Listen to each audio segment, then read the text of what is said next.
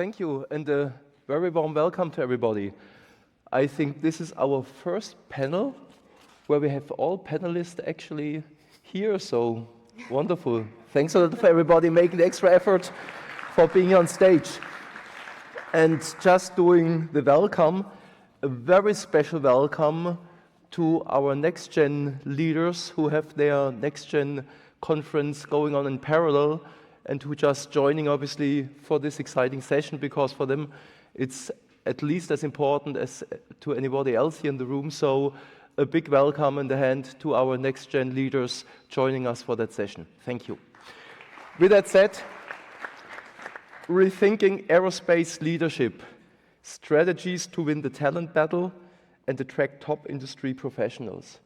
First of all, these days, talking about battle, I think is always a bit touchy, so I rather talk about a race or competition or so. With that said, would like to welcome the group of panelists, starting with you, Franck Martin, SVP General Procurement of Airbus Group. We have next to Franck, Maximilian Fahr, VP Supply Chain, Deutsche Aircraft. We have from our next-gen group, Sonja Schweicker, Manager Public Affairs, Airbus Aerostructures Germany. And next to me, Vanessa Goretzki, VP Commercial, Rolls-Royce Germany. Welcome to everybody. Great to have you here. And myself, Stefan Ohl, Partner, Managing Director with Alex Partners. Talking about rethinking leadership. Looking at you, Franck, rethinking leadership then and now. What was rethinking leadership from your perspective, having been in the industry for a while? In the former days, what is it now? What has changed? Would be great to have your perspective. Yeah, I think what we have all experienced over the last years is a bit like the universe. The world of leadership has known a massive expansion. For a very long period of time, we've all been focused on performance and quality. And of course, that remains at the core of what we have to deliver to our respective companies and to our teams. But over the last years, we have had to open up to a full range of new considerations, starting with diversity, inclusion. Of course, we had a super strong reminder during the COVID period of the importance of well-being and having teams that are really engaged and able to manage whatever the circumstances. And it's fair to say that post-COVID, when some could have thought that we would get back to normal, we've not been back to normal, and all of these transformations are still with us, and we are very much impacted about this. And this is not about mentioning as well all the ways and means by which we need to exert leadership. I think for a lot of us, it's been quite of a blow when we realized overnight that we would have to become like TV speakers to our teams, using Google Meet and Microsoft Teams and all of these tools that were for a lot of us, quite exotic at the start. So a big blow, I think, in leadership practices over the last years. With that said, looking to you, Max, you come there a little bit maybe from a different angle, different size of organization, maybe a little bit different leadership approach. Any perspective from your end? Right. Thanks, Stefan. And I get passionate about the topic. You know, we come from really this transition now out of COVID into something new. And it's really an opportunity, I would say, to change and to do things differently. So the question is, what was it before? What is it today? What are the changes? I think, Franck, we can all agree it's constant change nowadays. It's VUCA. I think we live that every day, and they're breaking news that make the life of a supply chain manager not necessarily more easy by the day. But the big difference that I observe is the industrial landscape that has really changed. You know, we've seen factories move from, I would say, continental Europe to other places. So the question is, how can we keep the industrial work that all of us in the room are working on attractive for leaders of tomorrow? And that's really our challenge as well, is to come out of this crisis, not redo the same things as we did before, but to challenge ourselves of how do we do it differently. And at the end of the day, we live in a global and connected world. We fight, and I would use that word still, for the talent to come to aerospace. And well, with all respect to other industries, we need to keep the level of motivation, especially on our long life products, right? It's not launching a new product every 6 months like a portfolio, but really to keep that attractive. And I think that's one of the big changes, is how do we reduce our life cycles on products, new product introductions, to also keep the level of motivation in particular for the young leaders. Thank you. Yeah. Looking at you, Vanessa, going forward, what do you think to further needs change to attract talent? I think the biggest part about attracting talent for me is appreciation. And as Max has said, there is a fight for different talents across industries, but also within the industry. And we probably wouldn't be sitting here if it was still the case that people would feel lucky to have any job. But it's quite the opposite. They need to be valued and attracted in a certain way to also be able to share their ideas. Maybe somewhat flatter hierarchies to make sure that everyone in a team, no matter at which stage of the hierarchy, can at least contribute in a certain sense. And I think particularly in our industry, the role of image and reputation plays a big role. I think there's several companies in this industry that have a long-standing history, are known for very cool products in the aerospace industry, and where the brand itself has historically been an attracting factor. But I believe that nowadays they could actually turn to a different level where the public perception might not always be the best. And we've heard about sustainability this morning already. A different angle might be the defense applications that some of the companies develop, where I believe the industry needs to make sure that people understand what we're doing to tackle some of the challenges that we do face, and that the matter that there is a certain public perception about the industry might not necessarily be a bad thing, but could show a lot of opportunities to innovate and become better as an industry itself. Just building on that point in terms of changing perception in the public, and Max, you were talking about the transition that your company is going through. So just combining that, what is your concept to win that race? I would categorize that, maybe, if I may, into different elements. On the one hand, it's the human aspect, right? At the end, I think that's also something that we learned a little bit more painfully or not, being TV presenters the last years, is how can we come from the virtual back to the reality or the physical contact. And I think we all came here today. We have a few people online, but also a big room here. So there is apparently some value in people coming together and having, chats and coffees and all this. So at the end, it's one of the elements, is how can we motivate people to work together in a physical environment. Should we, put restrictions on how many home office, how many days in the office, or should we see at what motivates people to come to the office? And at the end, it is really people that come together with new ideas, with creative ideas, looking at the next gen team as well. Be brave and be disruptive, challenge and ask those questions about how can things be done differently so that we get different outcomes. And I think all of us are looking for that in the future. So how do we get different outcomes? That's one element. A second category I would put around giving a meaning to elements. So it's not just a sequence of tasks that will go into a bigger element, but at the end it's about the passion, right, that people have. We can compare that, to a football game, for example, right, that we have different capabilities, right? Not everybody will be a goalie, but people in the right place will do amazing things. So it's also something that requires time, that requires onboarding and getting the right people in the right position in a company. And again, we need to dare to come out of our comfort zone. The engineer will be welcome to procurement, and maybe vice versa, to kind of get different perspectives. So again, it's about the meaning, that people really take a passion in a topic, and what better meaning than to prepare for the future. So if we think about sustainable aviation fuel, if we think about the technologies that will come after, we need to get the right players into the right position to achieve those goals. And I would say also there is a topic that came out of the next gen leaders is what is the leadership style that is required as a winning strategy to fight against this battle for the leaders. What type of leadership is required? Is it the same culture?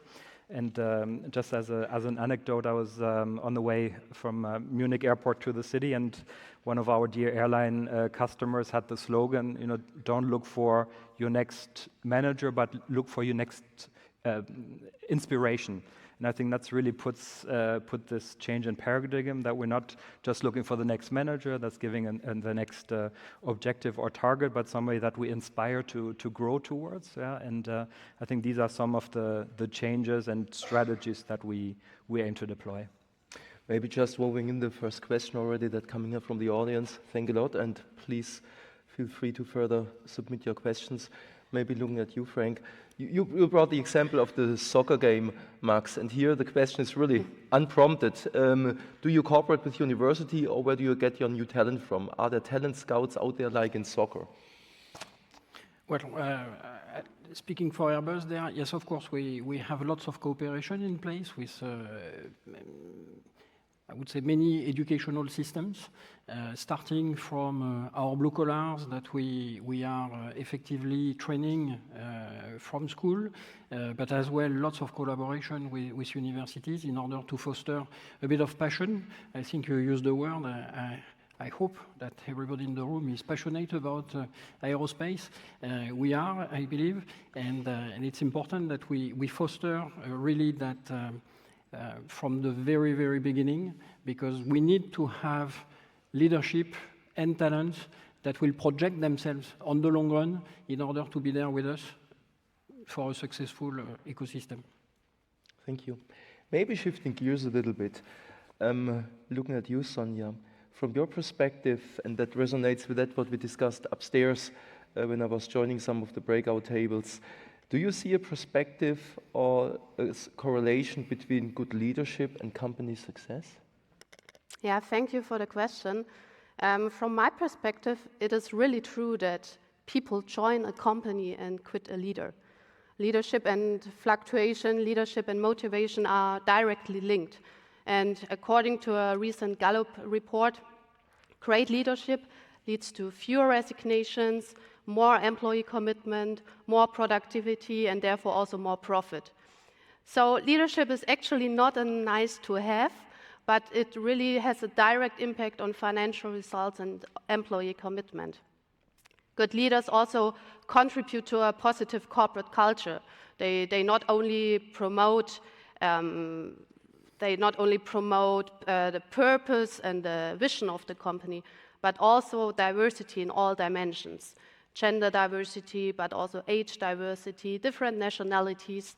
So leaders are really multipliers and also change agents for successful corporate transformation and growth. And very important in my point of view, great leaders, exceptional leaders also attract other trailblazers. So they are really a big advantage in the current war for talents. And in short, companies with great leaders are performance and people winners. Maybe just taking that one step further to one of the questions just popping up. So, what are the leadership styles that next-gen talents want to follow? What about different cultures, in particular in internationalized companies? Well, I think there's not one right leadership style. It's really about adaptation. And the best leaders I worked with were the ones that did not only act as supervisors, but as mentors, coaches, and inspiring role models. And I think that leaders really need to develop their people. Of course, there's a certain risk if companies invest in developing the people and then these people leave. But I think it's even worse when companies don't develop the people and the people stay. So that is really a very important point also for attracting new talents. And from my perspective, great leaders also understand the values and the benefits of power sharing, which is not to be understood as a loss of power. It can feel very good to empower other people to do certain things. Great leaders also provide clarity and guidance in times of permanent uncertainty and change, which we are living right now. Leaders also put the right people in the right place, which is actually not always easy. For me, a good leader also generates more energy than he or she draws from the team. The good leader can drive success even if there's a lack of resources, and a good leader is also constantly learning. And what you said, coming back to soccer, I think a good leader is also like a soccer coach, standing at the sidelines, supporting the people, enabling them to score the goals, but not always scoring the goals on their own. And not always having the light shining on themselves, but on the team. Yeah. Talking about that VUCA world, Franck, this challenging business environment in various dimensions, including even that we have situations where we need to adjust our headcount in terms of taking people out. How can good leadership make a difference? It's a difficult one. Huh? I think as leaders we need to question ourselves what does mean this VUCA world for our teams, actually. At the end of the day, because we are leading teams, we would like to see opportunities in everything, and somewhat uncertainty has to turn into an opportunity for the business, which is fair, and that's our objective. Then our colleagues, probably in supply chain, would claim that VUCA world means lots of problems every day. But if we look at our teams, actually, it's not always that true. There is not always an opportunity, there is as well anxiety out of the VUCA world. And I believe that one of our key duties that we have as leaders is to come and balance the situation. We cannot make the business more predictable than it is. However, we can make our leadership, our decision-making processes more predictable. And this is about, I believe, having decision-making and leadership that is based upon our values, about our vision, so that even though the context in which we operate is volatile and uncertain, there is a certain consistency over time and a predictability of what is it that we're going to do with our teams in front of the situations. And this is, I think, a very important element of behavioral leadership in front of our teams. And then it's about the speed of decision-making, where we need to be always better at it, because at the end of the day, in that changing environment, our job is also to make decisions timely, so that the teams are living uncertainty for the shortest period as possible. And this needs a lot of agility on our side as well. That would be, to my eyes, where we can make a big difference. Looking at you, Vanessa, coming more from the business side, there was one of the questions, what would we expect from our HR business partners, HR people partners, differently, more supportive to help the business attract the people, but at the same time retain the people, obviously? I think to me, and that became obvious when we discussed the topic this morning already, is, I mean, we've just heard and talked about a lot of skills that leaders need to have. So they need to empower people, inspire people, making sure that everyone has the right support that they need, and that is a real challenge. And I think that needs a team to make sure that one person can handle that. And it's a team of leaders, but then it's also a team of people in that professional field, so the HR experts, so to say, to offer support to the leaders when probably unavoidable, sometimes facing challenges of taking all those roles on at once and trying to make sure that every single person in the team has exactly what they need to perform well. Thank you. There was one question just on the recruiting side, and looking here maybe to Franck more from a large corporate perspective, how to ensure fairness against all kind of conscious and unconscious biases in the perception of people. I mean, just in the group like Airbus with so many countries, so many backgrounds people have. How do we make sure that there we really are completely fair? Is it at all possible to be completely fair? Because somehow all of us have these biases more or less in our unconsciousness somewhere. Yes, of course. Well, is there a perfect answer to that question? I'm not sure, to be honest. But what is it that we do? We are trying first to train ourselves as managers, being conscious as much as possible of these unconscious bias. That's, I guess, the first step is about recognizing that there might be bias in our ways of thinking. And then it's about really having robust processes in place in order to make sure that we are really spot on competencies, performance, and performance track of people. Personally, I'm a very strong believer of merit at the end of the day.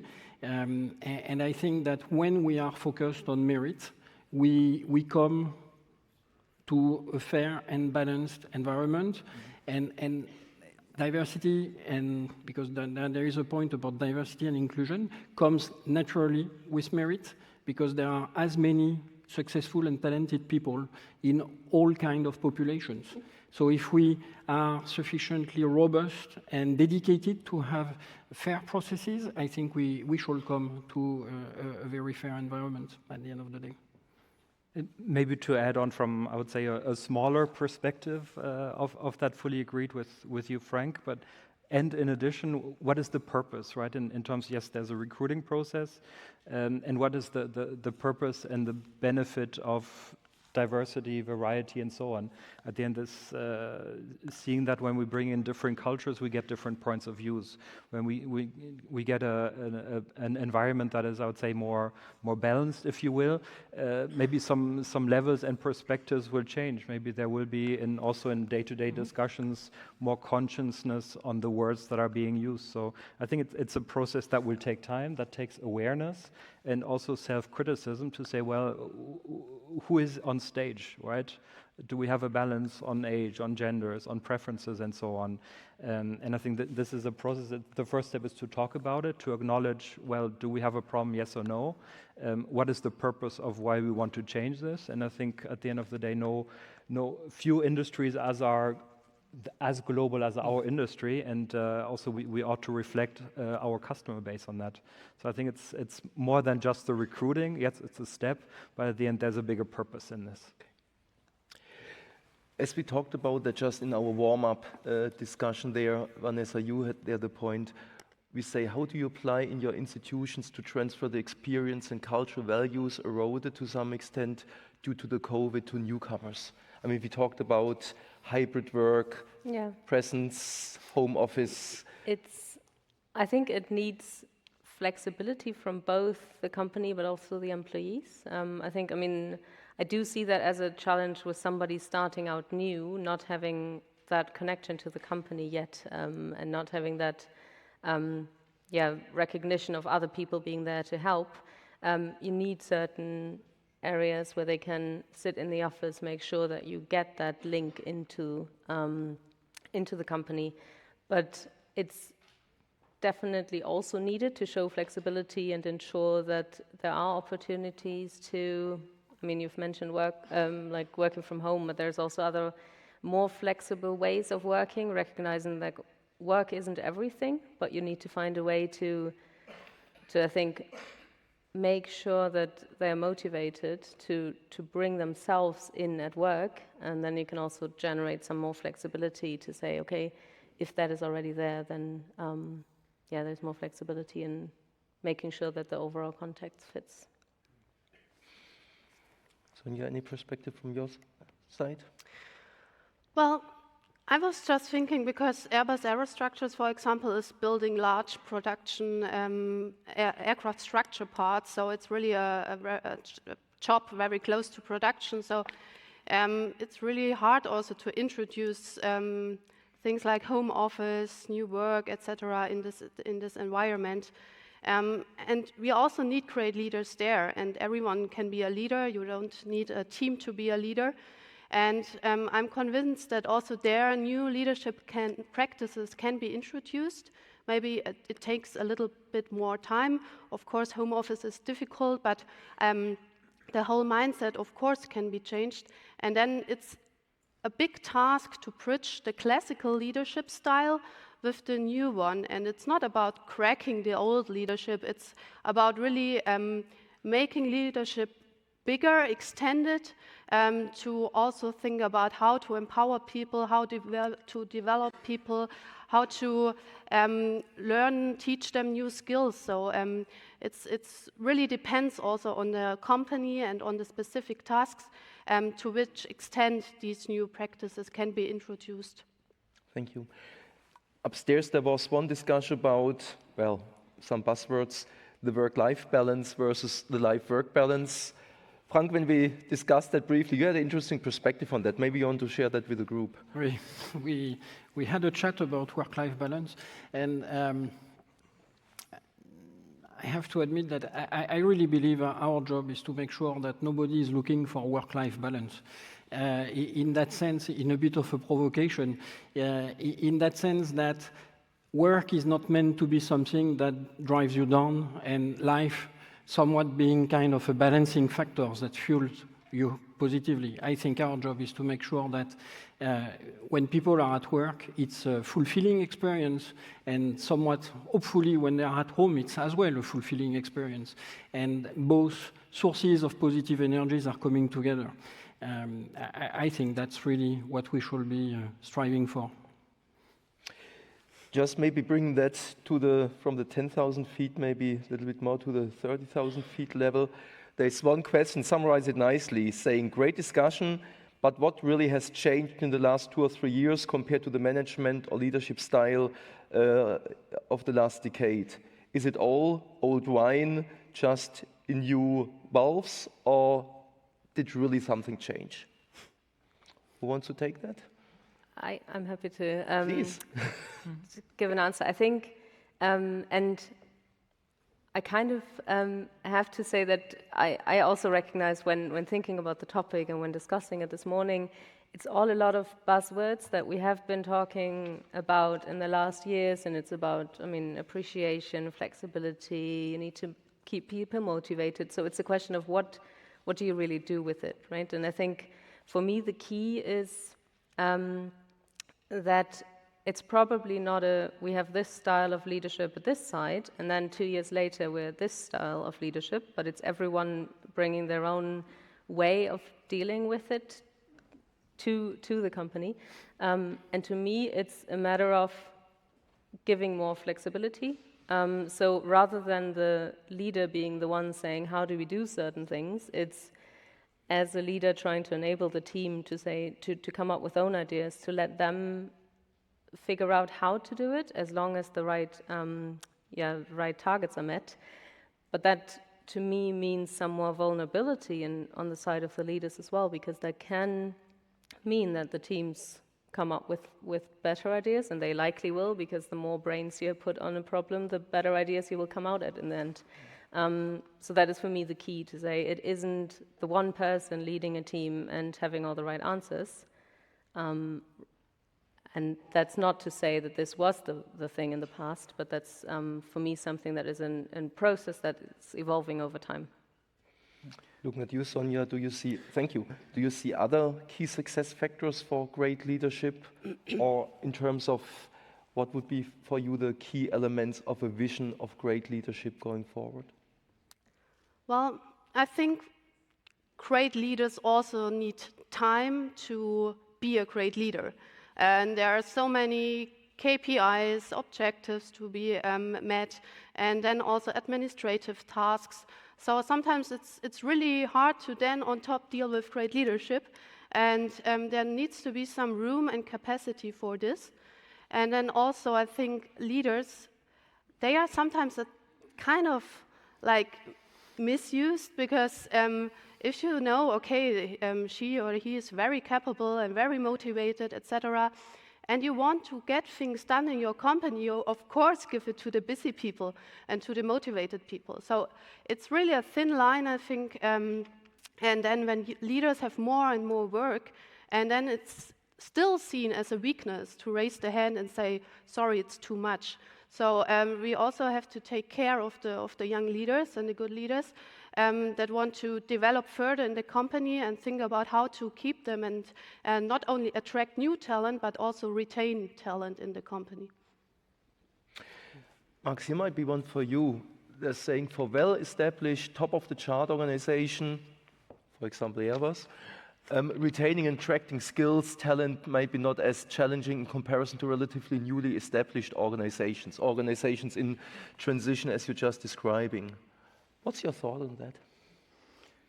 I would tend to agree.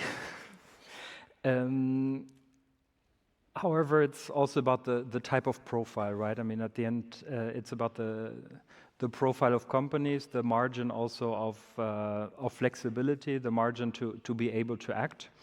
I would put it in a certain way is it's in a smaller organization, things usually are quite faster pace. So that means that the impact of effects will be faster. However, also smaller organizations tend to be more resilient in standing back up because it's just more agile on that perspective. So I would just put it this way: a profile and also a culture where failure can be an option, right? At the end, it's like, again, coming back to the football or basketball game. Well, you might lose one game, but there will always be a next one. And I think this is part also of the culture that we would like to encourage is, yes, well, not everything will go right the first way. That's why it's a smaller culture, so not all the knowledge and experience is there. It's a great platform to get accelerated experience and growth and development and exposure. So I think I would characterize it this way, is that a less established environment has those challenges, however, also great opportunities for growth, for development. And yeah, especially again to the next gen, be brave, try to do something. The worst thing that can happen, you don't get the outcome that was desired, but maybe or possibly the next one will be better. And the outcome was the learning. If you allow me, I would challenge a little bit the way you put forward the question, because it would sound like if being in a big group is kind of the easy leadership zone, and that would be that easy to retain and attract talent. Yes, of course, when we are in big companies, we have the opportunity to offer career paths, we have development opportunities, we are well structured, we are overall well equipped and resourced in order to accompany our teams. Having said that, when we look at what are the expectations of talented people and how we can make the difference, we still have a lot of work to do. Because as big organizations, we tend to be slow, we tend to have very wide teams, and recognizing and identifying and managing smartly talents is not always that obvious or that easy. So I was just willing to moderate a bit the thought in saying that I believe that we have a lot to do, actually. We should be extremely mobilized as well in big companies on talent attraction and retention. Thanks for bringing that up. And I wanted to go somehow similar that way when you talk about, Max, about output. And at the end of the day, we need to deliver. So how to find the right balance between not too micromanage, not too much drumbeat, and at the same time providing the freedom for people to develop, where part of the learning process, I mean, failing sometimes is a bigger learning opportunity long-term than succeeding the first place. At the same time, if we want to make our targets, failing is not an option. What is your perspective there with all your years of experience and having seen people struggling in these situations? I would say, at the end of the day, what you explained, it's a development experience, right? As a development experience, it has to be managed. So just dropping something on somebody is not being in an action of proper management. So what that means is that when we believe there is a risk for failure. I think we should be there to accompany for it, but we should have as well prepared for an ecosystem, an environment, a context that will allow for that failure. We cannot just bring people to fail just to learn. That does not work out. We are responsible people. We have businesses to run. Success has to be a motto. So when there is a failure, it has to be part of a managerial process where you keep control on that level of failure so that it's not harmful or impactful to the company, and it's structured in a way that really offers a development path. Personally, I think we need to pay attention, to the too much cold water concept. Let's see if that swims. I think that we have to be reasonable there, and it's our job to judge to which extent people can accommodate a challenge, probably accepting to be a bit less risk adverse in a way, but still being reasonable in the perspectives we give. Just watching the time a little bit, we have precisely 5 more minutes to go. Looking at you, Vanessa and Sonja, from the next-gen leader point of view, if you would have like a wish or hope, something that you would share on behalf of the group that you discussed upstairs, is there anything that would really help, empower, enable the next-gen leadership cohort to be successful? Yeah, we were all agreeing that the aviation and the aerospace industry is really the place to be, that it's such a cool industry with great technologies. It's really for good. It helps the society, and we are in the midst of this huge transformation of the aviation industry. So actually there's no more exciting place to work right now, and we really would like to also encourage everyone in this room to talk about the great things we are doing and to spread this even more, because we are working on sustainability, we are working on digitization, but not many people know that, and we need new brain, new talents, and it will be a huge challenge to attract these new talents in the coming years. So it's really important to talk about it and to inspire new talents for this industry. Yeah, and I mean, just to add to that, I think it's already a great example today, but what I mentioned before is making sure that everyone in the team, irrespective of position, is heard. And I think that's actually, I think my wish at least, to make sure that no matter which level of experience there is, probably a lot of people have something to share. And if I might, I just would like to address the first question, because it got 16 likes actually, and I thought I'd probably give an answer to that, specifically on Rolls-Royce laying off people and how that fits together with attracting talent. And that's obviously a concern and a very difficult decision. I think that's personally one of the most difficult decisions a company can take, to lay off many of their valued employees. And to me, it's twofold. I think it already brings with it a concern to making sure that the right talent stays within the company, and no doubt whenever you lay off people, you will lose some talent. But it comes down to transparency and explaining the why, and making sure that it is understood not only within the company, but also outside of the company, why that difficult decision is taken, and that it's definitely not taken lightly, and just being transparent about the future that is to come afterwards. And it comes back to the points that we discussed this morning when we talked about collaboration, when we talked about communication, when we talked about transparency, when we talked about being authentic. Thanks a lot for bringing that up. Just before closing, Franck, from your perspective, do you see like a golden code combining the best of the old and the new world? I would be writing books. I guess if I would have that one. I guess at the end of the day, we are there to pay attention to people. That's ultimately our end goal. And I think if we are successful enough at every day paying attention to our teams, listening in an active mode and really trying to grasp what we are after, I think we will do good. Thank you. Mark, something to add from your end? Generally speaking, I would say that empowerment is still something that is and stays accurate. I'd say be brave in particular. Don't be shy to be disruptive.